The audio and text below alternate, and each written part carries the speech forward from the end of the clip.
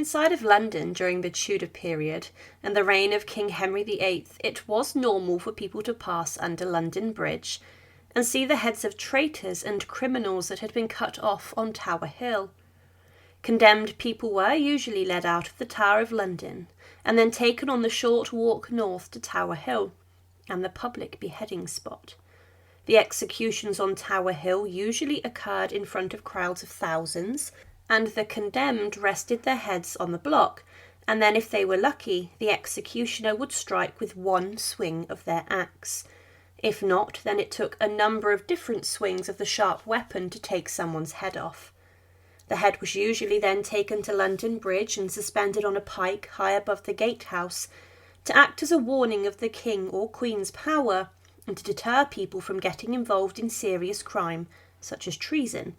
It was a harrowing sight, and some of the Tudor period's most prominent figures and traitors had their heads displayed.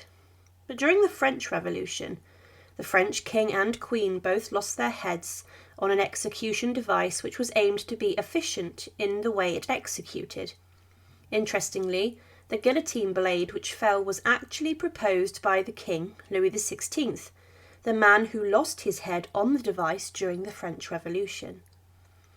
But the blades from these execution devices fell all over France, and during the Reign of Terror, 17,000 people at least lost their lives at the guillotine in a matter of months.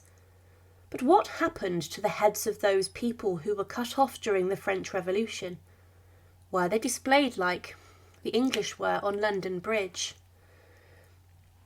There were beheading machines used in Europe during the medieval period, but the guillotine in France was brought in as a method of capital punishment during the reign of King Louis XVI. It was developed by a French surgeon, Anton Louis, and a German engineer who built a prototype for the guillotine, and it was, as mentioned, the king who suggested the use of an angled blade rather than a proposed curved one. But the guillotine was then brought in by the king as he outlawed the more brutal method of the breaking wheel, in which someone was usually battered to death while strapped to the wheel. But people across France did not like seeing the guillotine in action, as they preferred the more brutal and barbaric scenes of the breaking wheel, and they viewed the guillotine as a more clinical and boring way to be executed.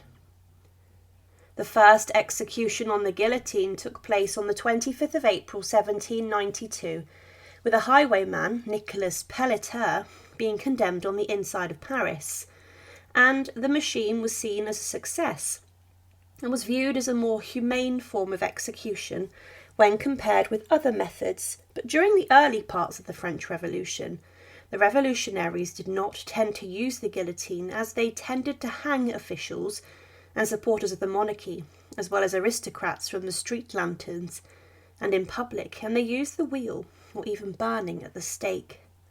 But having one method of civil execution in France was viewed as equality amongst the citizens, something which the revolution promoted, and then the guillotine would be used. Following the outbreak of the revolution and the abolishing of the monarchy, the terror emerged over the nation. This was a state-encouraged assault upon the population, and anyone who was considered to have held monarchist sentiment or support for the monarchy was then tried and was accused of treason by the Committee of Public Safety.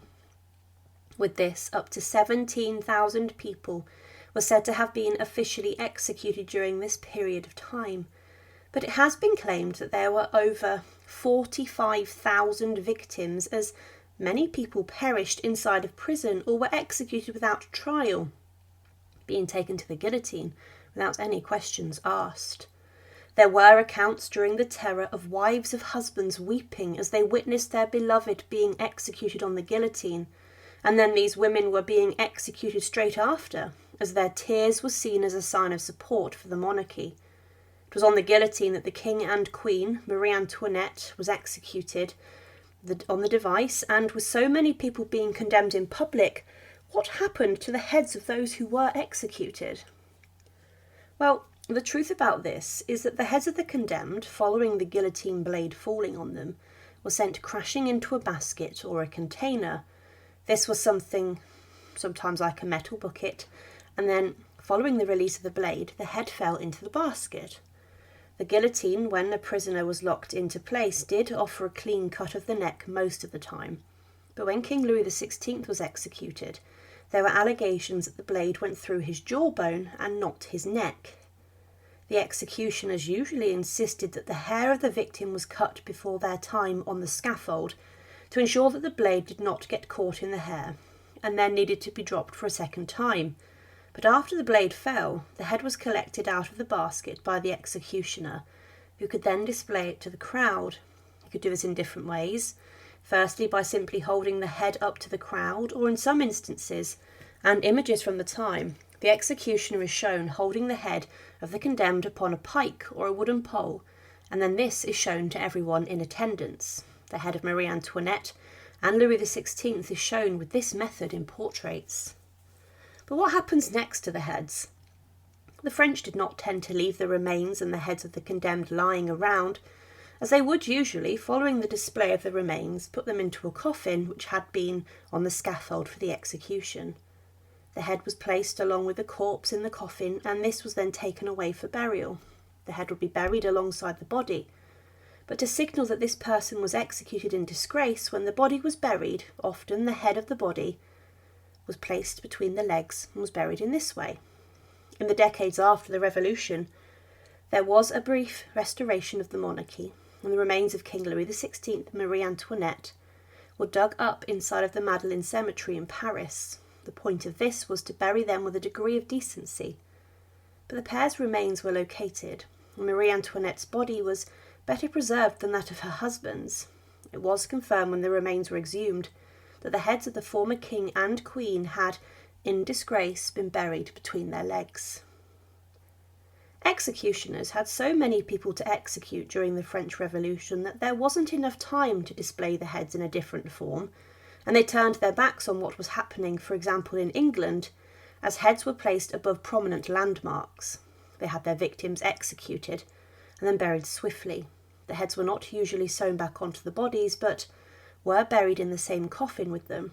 It was a brutal and bloody period of time, and one which saw thousands lose their heads, many without being given a fair trial. Thank you for watching, and to support, please subscribe to Her Remarkable History.